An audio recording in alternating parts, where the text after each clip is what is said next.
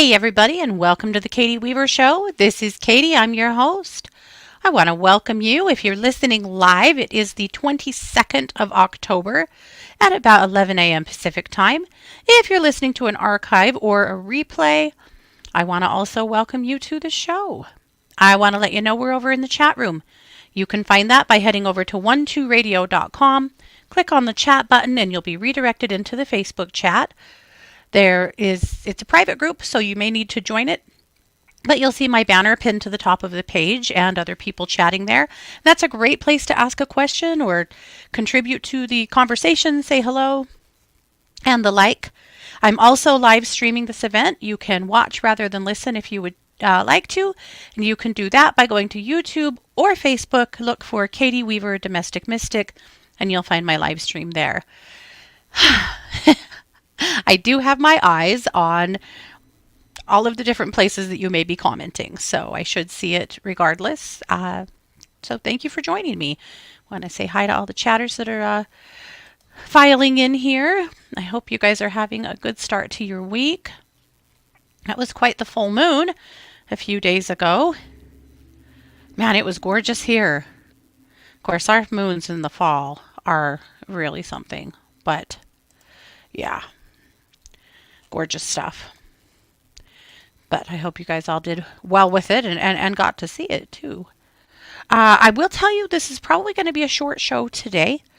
You know that I'm also a true crime podcaster, and we have 3 trials going on right now that we're tracking, and it's a lot. And so I've been in trial mode all day.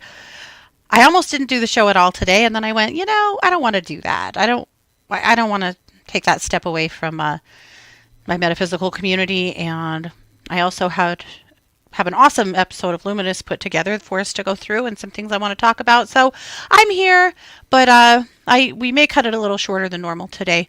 We'll see what happens, but that's kind of what I'm thinking about. Boy, it is. We're seeing signs of early winter here.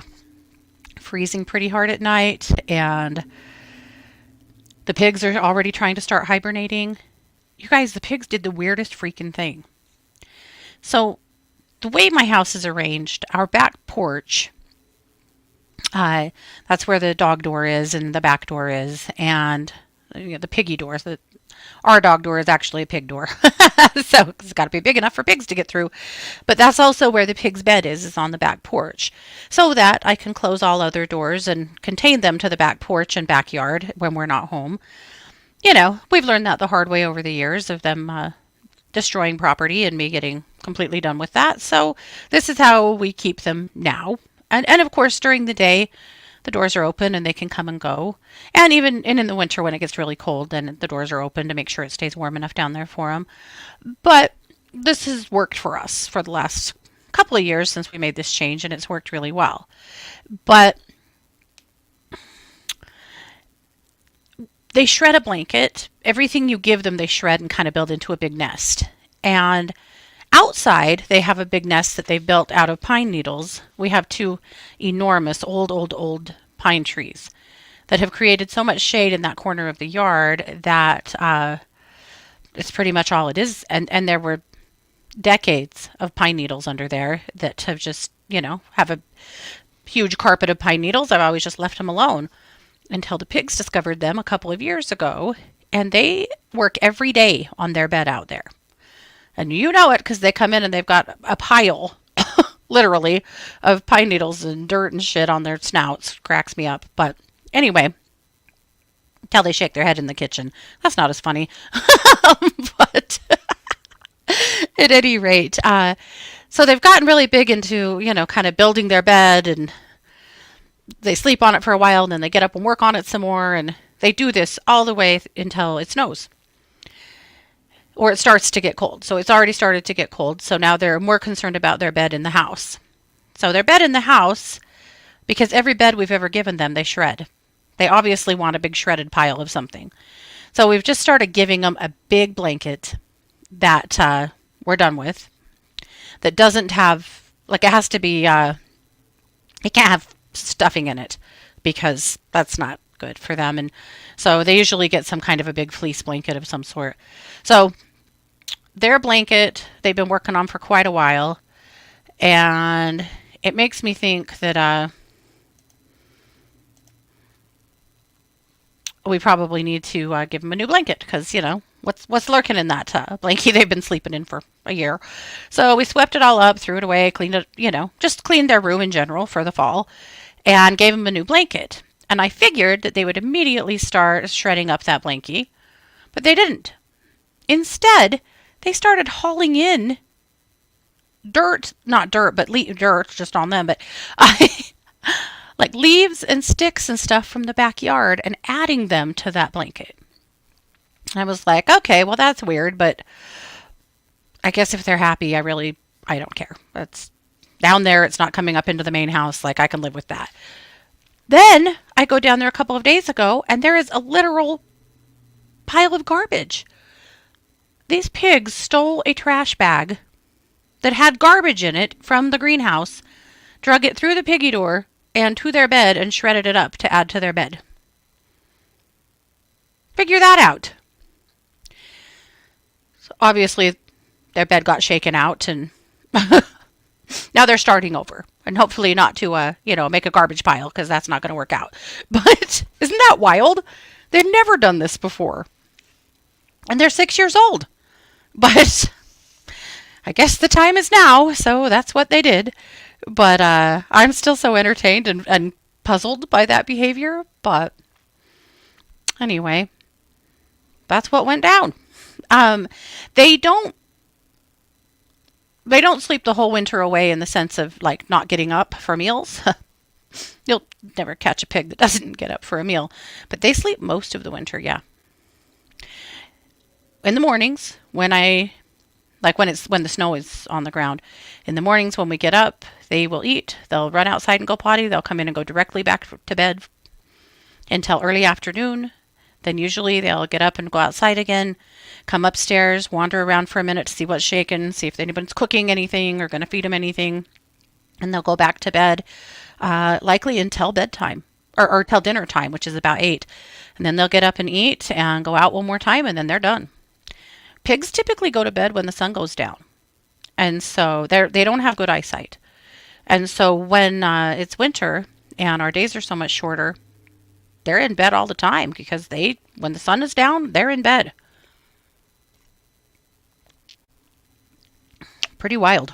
So anyway, so they don't really snooze the whole winter away, but they kind of do. I wish I would have seen the trash bag come through the piggy door. I didn't see them do it. I just know that they did because of what we found. Yeah. Sid says she thinks they're saying they want natural organic bedding versus synthetic fleece.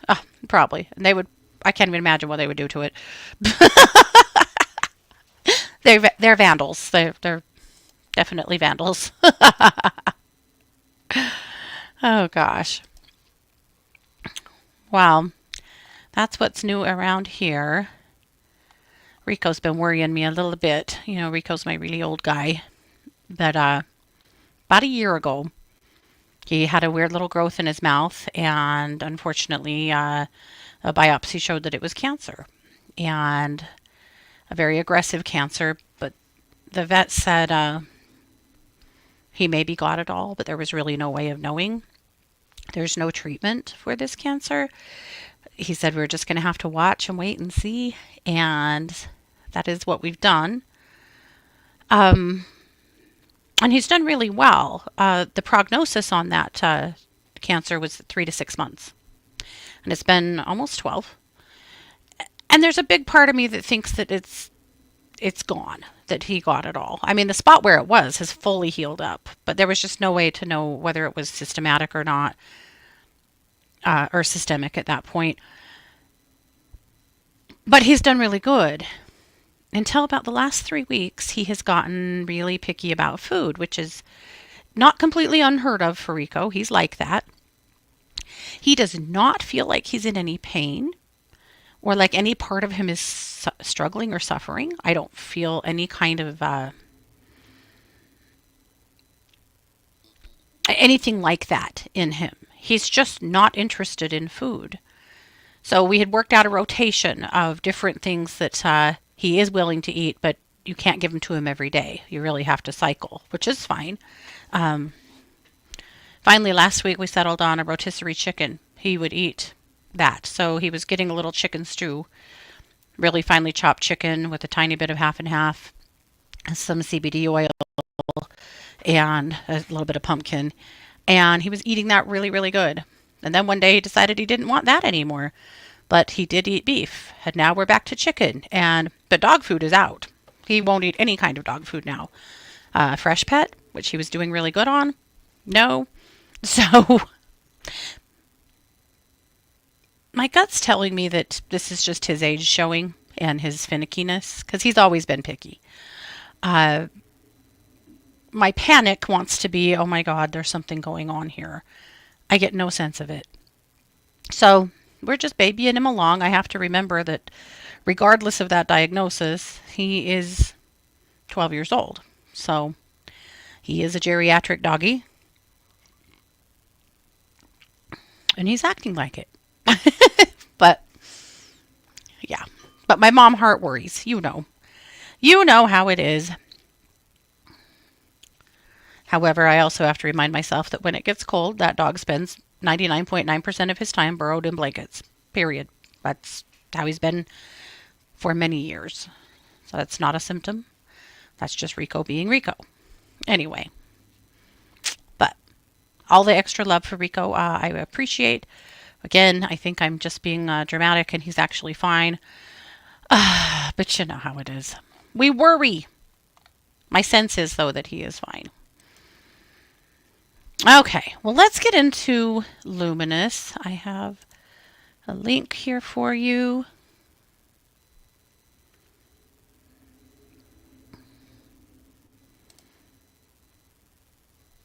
Okay, I did more of a Dia los Muertos cover because that's kind of what we're talking about today. Can you believe one more show before Halloween? One. Also, happy birthday to Scott on Saturday. He will finally be as old as me.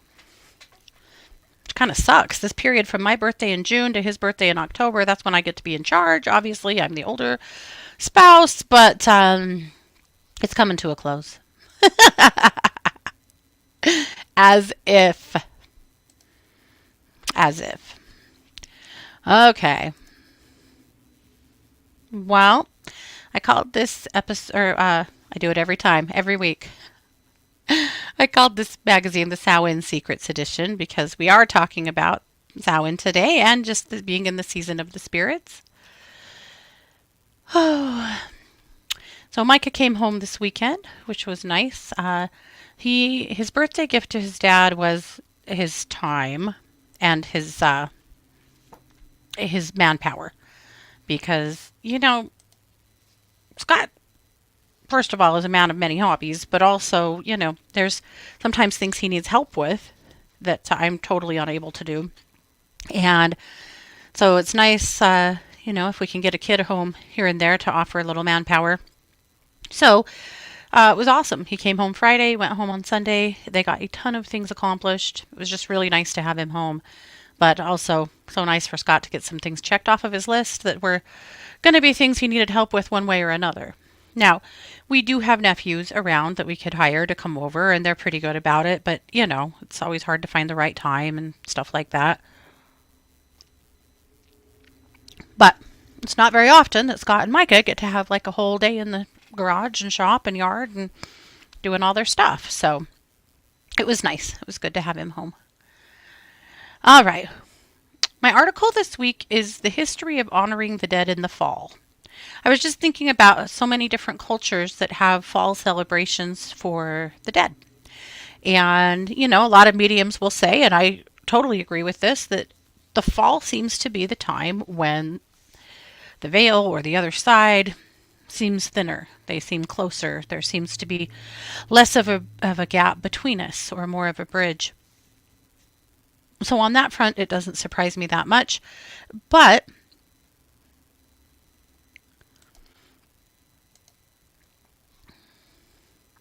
I wanted to look at a few different celebrations so that we can talk about it a little bit. Obviously, the changing of the seasons indicate death and rebirth, at least here in the Western Hemisphere. And as the trees lose their leaves, the plants die back, the earth starts to go to bed. It seems like a natural time to celebrate or at least mark the death phase of life.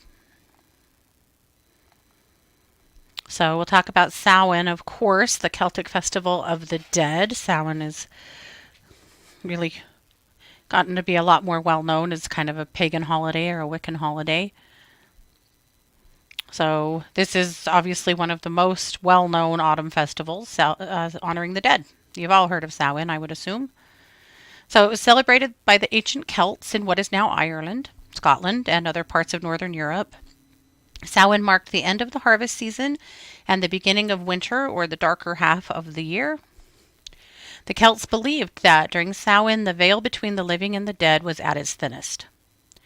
Spirits of the dead could cross over to visit the world of the living, and it was common to set places at the table for deceased loved ones or light bonfires to guide their spirits home. People wore costumes and masks to protect themselves from any mischievous or malevolent spirits wandering the earth.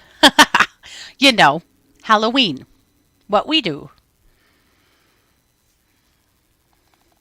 And then, of course, Dia de los Muertos, honoring the ancestors in Mexico and other South American traditions. So this is where like the sugar skulls came from. So this celebration has roots in ancient cultures in Mexico, like the Aztecs. The Aztecs had a month-long festival dedicated to honoring the dead. Can you imagine a month-long festival? There'd probably be more dead by the time it was over. So when they were colonized and they were introduced to the Catholic holiday All Saints' Day or All Souls' Day, those traditions basically merged. So now on November 1st and 2nd, Dia de los Muertos is a colorful, joyful celebration of life and death. I think I've already said this, but if you guys have not watched Coco, go watch Coco. Coco is the cutest, sweetest. It's a movie. It's a cartoon. It's a Disney cartoon. I promise you. I don't care if you are 100 years old. This is not just for children. It is the sweetest, sweetest movie. It will move you. I promise. So this is a time for families to build altars. They decorate them with marigolds, candles, sugar skulls, favorite foods, drinks. The belief is that the souls of the dead return to the world of the living for these 2 days, and it's an opportunity to celebrate and honor them.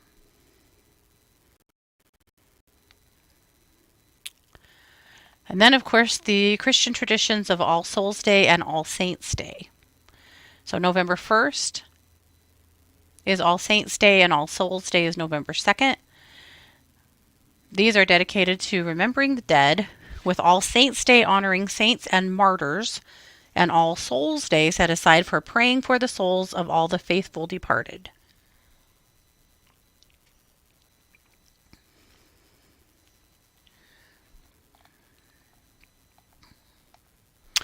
And then King Ming. This is the Autumn Remembrance Festivals in Asia.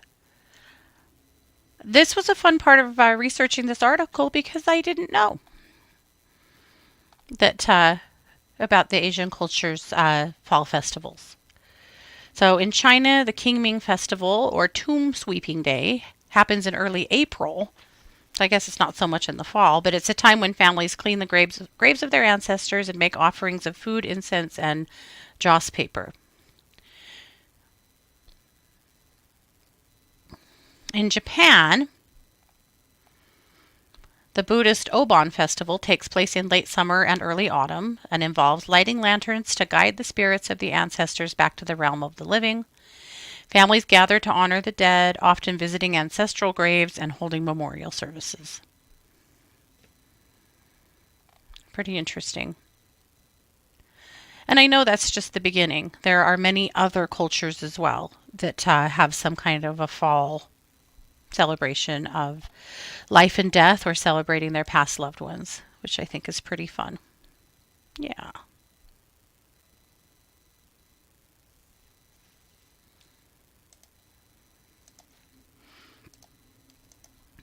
Now, keeping with the spirit, Kelly, you're going to kill me on this one. I'm going to say it's Michicotl. Mictacotl? That might be totally wrong. If anybody knows and can say it phonetically in the chat, please do. She says, Michicotl, if you say it 3 times, does she appear like Beetlejuice? Let's hope not. This is the Aztec name of the goddess from whom the lore and traditions around Dia de los Muertos originate. Really great article. I absolutely loved it. This is the Aztec goddess that dominated Mesoamerica from the 14th to 16th centuries. Read her article. If you scroll all the way to the bottom, there's a big spot there that gives you an opportunity to listen to the podcast where she discusses this goddess right here. So be sure that you do that as well. But Kelly, this was fantastic. Awesome information. Okay, my tip this week is my Samhain bath potion. Combine sea salt, frankincense, clary sage, lemongrass, and vanilla essential oils for a perfectly magical bath. Why? Well, because these are all oils that help to open up your intuition and help you to astral travel. So if you're wanting to enhance your dreams, astral travel, even commune with the dead, this is a great blend. So again, it's sea salt, frankincense, clary sage, lemongrass, and vanilla. Just a couple of drops of each. And then soak before bed to enhance dreams and encourage astral travel. And again, if a part of that is your desire to commune with the dead, just make that known to your guidance as you're going to sleep.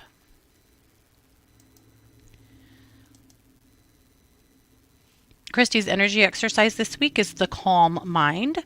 Yes, please. I could use some.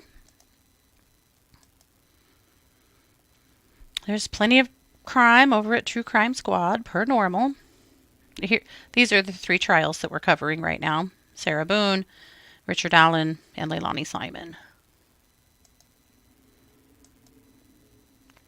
All right, Jamie has a brand new video as well. Lots of meditations over at Planet Meditation. And that's it for Luminous this week. So I hope you found some gems in there. That's what I have got. Yeah.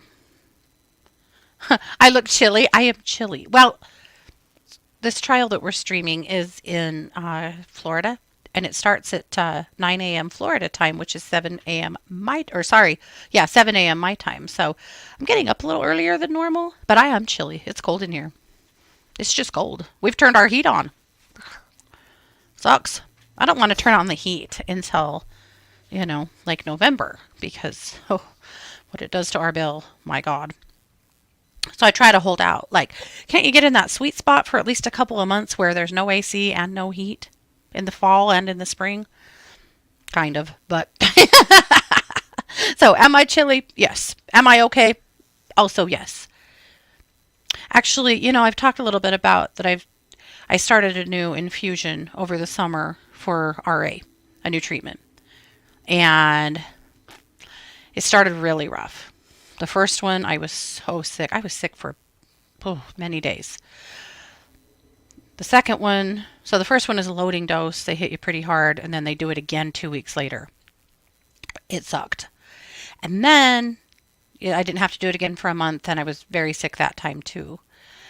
And then I got a 2-month break that I've been on, and I had to have the next one last Thursday. You guys, it didn't make me sick. My doctor promised at some point you're going to adjust and you might have a couple of tired days, but it's not going to make you this sick. And that's right. That's what happened. So I'm happy to report that I had my infusion last Thursday. I was very tired and went to bed early Thursday night, and that's about it. So, yay! It is helping me. I am feeling somewhat better, and I'm not getting sick from it. So, anyway, amazing news. I'm really excited. I was They said that you have to give it a good 6 months before you really know if it's going to work or if you're going to stay sick from it. And I was, if I was super sick this time, I was thinking about, pulling the plug, but no. Yeah. No, because it's a Plaquenil. Oh, I'm on Plaquenil. Yeah, I've been on Plaquenil for years. Yep, it does help. Plaquenil has helped me with energy levels like a ton. Yeah. Anyway, so yeah, that's super good news. I'm happy to report it. Kev says, "Wait, you sleep?" Oh, Kevin, I have hard and fast rules about sleep. 8 hours, guaranteed. Jr. jumped out of the True Crime Squad chat to come over here and chat with us for a while. Well, good. Oh, Laurie said she turned her heat on in the morning, her air conditioner in the afternoon, and her heat again at night. Right? We're kind of in that spot. In fact, Scott and I were in the car 2 days ago, and he had the window. Well, he had the AC on for a while, and I had on his side, and I had my heated seat on, freezing to death on my side. One of the few things that Scott and I do not agree on is temperature. Yep. Oh, JR said that's exactly what her doc said with her injection. 1 month down. Well, I will hold space for you and give you hope. Also, I'm going to keep saying this until the election. Have you registered? Are you registered to vote? Or have you voted? If you have early voting, go vote. We voted we did absentee because I don't want to have to go stand in line with a lot of people. That sounded terrible, but no, I don't want to do that. No. And this time, definitely no. So we absentee voted, partly also because our kids all are still registered to vote here in our county because they're students. This is still their permanent residence, and so we did absentee so that they could vote. So anyway, we've all voted and turned in our ballots, and now the girls are like, wait a minute, I needed that I voted sticker so that I can prove that I voted. So now I'm printing some I voted stickers and sending to them. So, yeah. Anyway, if you haven't voted or you're not registered to vote, please repair that immediately. Vote. Sleep is the most important thing in the world. I agree with that. And I think that a serious lack of sleep is one of the things that may be considered, a part of chronic illness that people don't really grasp. I think two things, actually, that people who have chronic illness may or may not have considered. One of them is a chronic lack of sleep, and the other one is being chronically dehydrated. I think those are two things that are easy to consider to work on. I know not everybody sleeps very well. I mean, sleep can be a huge, huge issue for people with their health and mental health as well. When you see what happens to people that are deprived sleep, like through torture, when you see what happens to their brains, you need sleep. You need adequate sleep. Your mind has to have that rest. Your body has to have that rest. I'm with you 100% on that, Laurie. Yeah.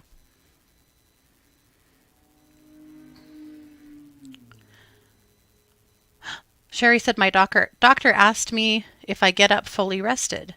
What is that? So now I sleep in on the weekend until I feel fully rested.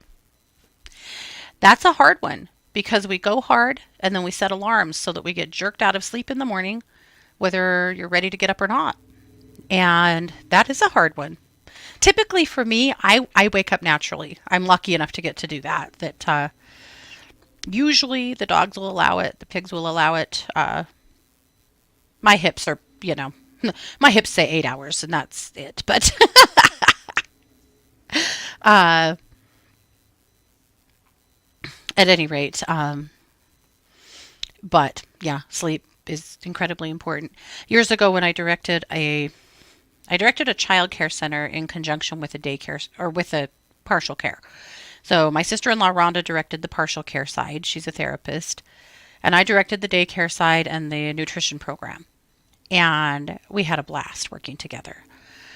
But the owner of the center was not in a place of reality about a child care center in a lot of ways. And the partial care kids received daily therapy groups. That was more of a mental health care setting, but we had kids, just regular, old daycare kids in there too. And so it was an interesting dynamic amongst the kids, but it was great. There were a lot of things about that center that were really great. But one time, it was nap time. Like, obviously, right? You have a whole center full of children, you're going to put them down for naps. Duh. And so it was after lunch, and after lunch we did a story hour and a nap time. And we had mats for every single kid, as you do in childcare, that are labeled with their name, and this is their space. And we had a different space for the babies and the toddlers, and, very typical childcare setting nap time. And the owner came in, and he was pissed. And he called Rhonda and I into a meeting. And he said that he wanted to know why we were wasting therapeutic time by allowing the kids to sleep. Yeah. He didn't think that sleep was therapeutic. Which is insane to me. It's as insane then. It sounds insane to me as much as it was when we had that conversation. Rhonda and I were dumbfounded because sleep is therapeutic. Like, what are you even talking about? Sleep is therapeutic. It didn't take us very long to convince him that he's an idiot and that sleep is therapeutic. But I've always, since then, though, looked at sleep in that sense. Sleep is therapeutic. When you're sick, when you're sad, when you're overwhelmed, when you're a human, you have to have sleep. Jessica said, I have issues with sleeping. I have no illness, but I still have no sleep. I get 4 hours each night and then wide awake. Yeah, it's a very frustrating thing if sleep is an issue. Scott has sleep issues too, and I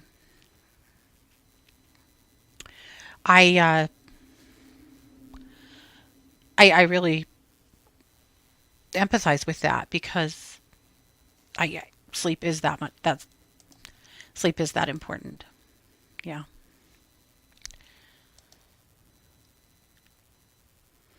I think it's worth going to whatever steps you need to get the sleep that you need because it is that important. But yeah, it's hard.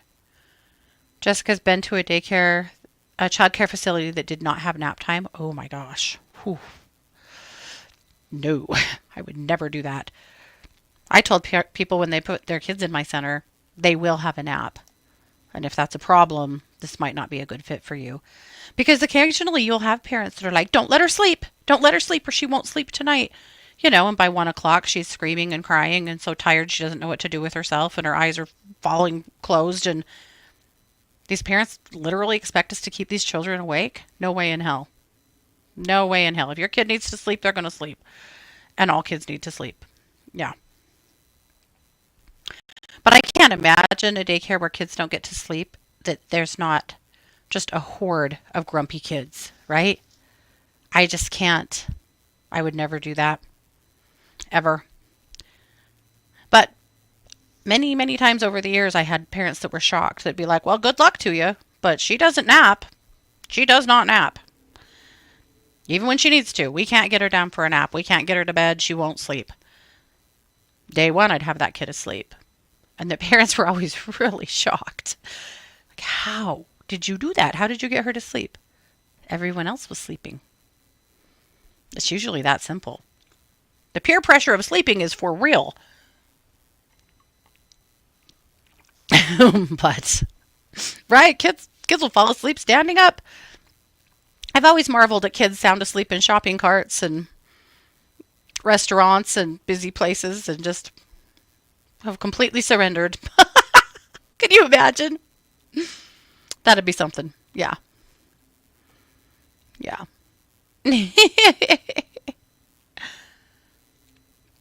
Hilarious. Anyway, I've always marveled at that. Let's see. Laura, it's good to see you. Got to get back to your comment. Okay.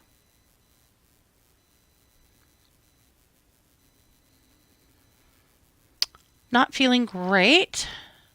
I'm glad that you're here at least. But yes, I'd love to do a little healing for you. Okay.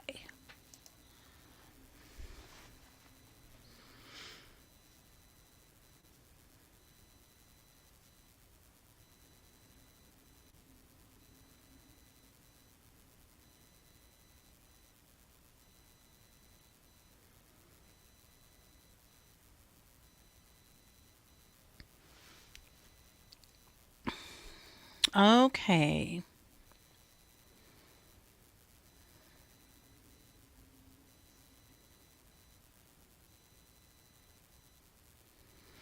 All right. Just giving you a quick clearing and healing here.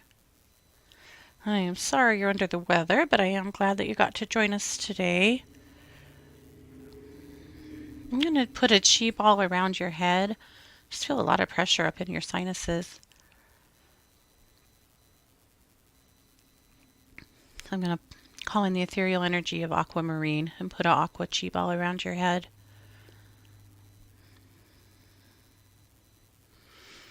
Good. Okay. Better. Oh, okay. She said she's had COVID and feeling yucky in her sinuses and brain fog. Well, no wonder that's what I was feeling. Yep. Aw, JR's still sick too. Yeah, let's get on that for you as well.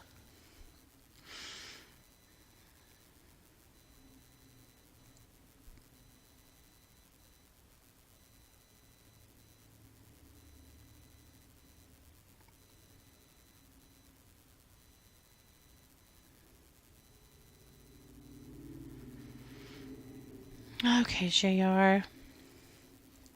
Your system just seems so depleted. So doing a little grounding and clearing for you, but I'm also going to put a Herkimer diamond in your crown chakra because that helps to just raise your physical energy.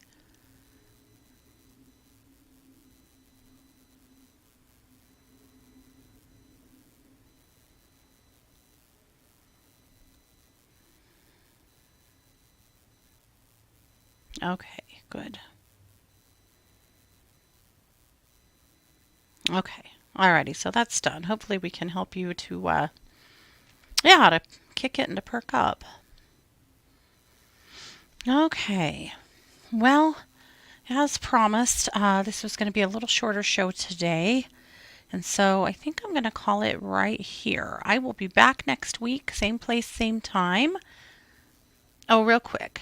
Sid said, could you see if I have an energy block that caused my right index finger to get swelled up and inflamed? Maybe connected to neck, spine, or root chakra. Okay, yeah, let's take a look.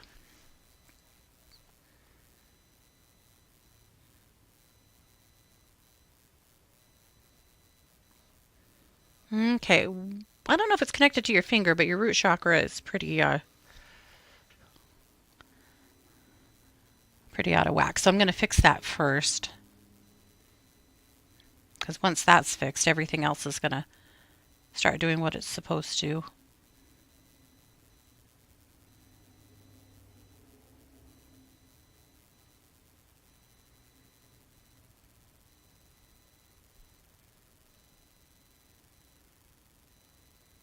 Okay, that is done. I'm going to balance your crown too while I'm at it. And just looking at that hand. You know, Sid, I actually think that that is some arthritis.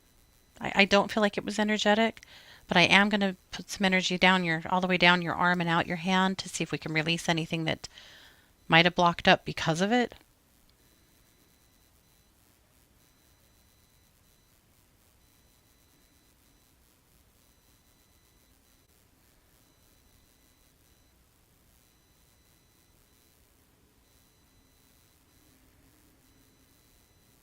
Okay. And then I'm going to balance your palm chakra too, since we're right here.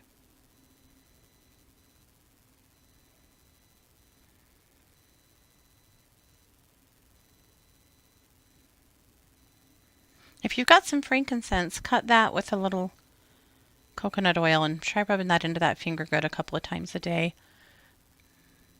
But yeah, you've got a joint issue going on here. Okay, so that is done. Okay, guys. Well, I'm going to call it. So, I want to thank you so much for being here. I appreciate you very much. Don't forget, I am a professional psychic advisor over at one2listen.com. You can find me over there, well, pretty much every single day. If you go over and I'm not there, just do a callback request or a scheduled call and I'll get right back with you. But I would love to help you out in any way that I can. Thanks so much for being here. This has been yet another production of The Katie Weaver Show here on 12 Radio, where we're changing the way you listen.